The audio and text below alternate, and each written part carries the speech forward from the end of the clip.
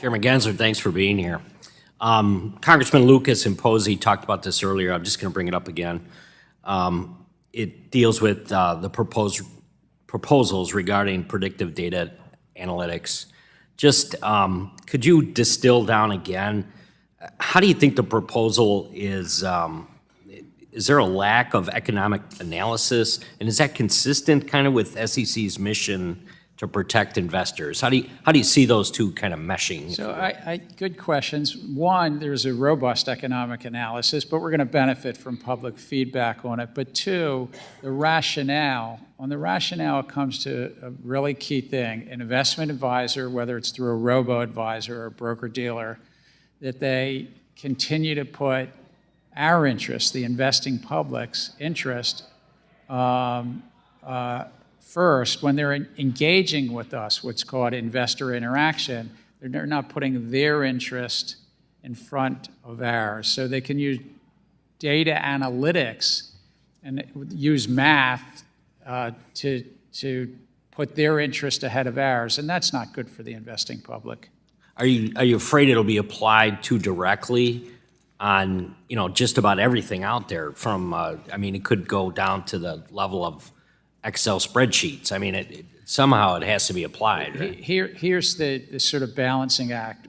We're technology neutral. So whether you use, as you say, an Excel spreadsheet or you use machine learning, sort of the core question is, are you engaging with the investors and pushing them for your profits, not your personal profits, but the investment advisors' profits, right, or the investors?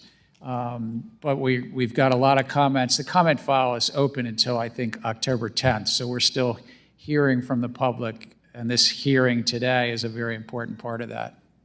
A couple times you've said the SEC's rulemaking, you're just kind of simply doing what Congress has asked for.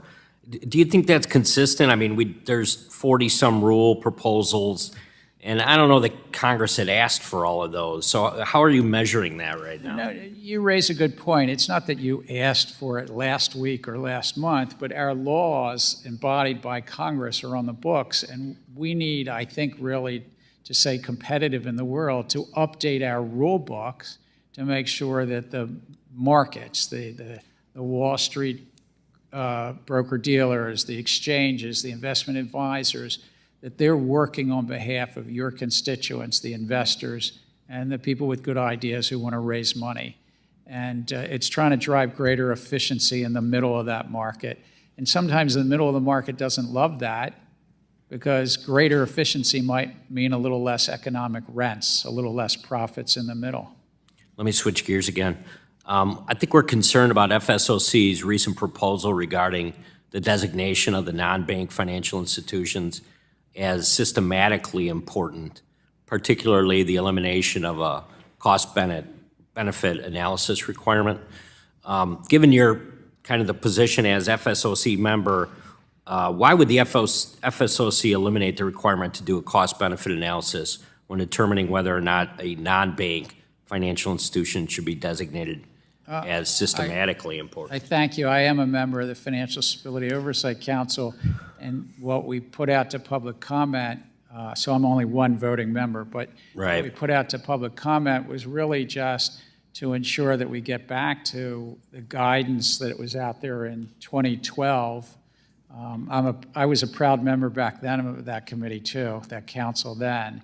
And so we've really gotten public feedback on whether to, in essence, could there be financial institutions that were so important to the system, systemically relevant, that they be designated so and then come under the Federal Reserve for oversight? Very good. I'm going to squeeze in one more here. I'd like to reiterate, Congressman Lukenmeyer talked about it earlier, about the proposed securitization conflicts rule. When you were here, I think it was in April, you mentioned that the proposed rule was new and you hadn't looked at the comment file. At home, Wisconsinites rely on private mortgage insurance for access to affordability and sustainable home ownership. How can you differentiate between managing risk and betting on both sides of the transaction without capturing necessary business activity No, like I this, I mean- guess. Yeah, how's that going to work? Congress gave us the challenge to do that, and that's why we put it out to public comment, but you're allowed to hedge, you're allowed to do other transactions, but not bet against the investors. And that's, we're still working through the comments to try to finalize. It's a mandate from Congress. Someone's time has expired.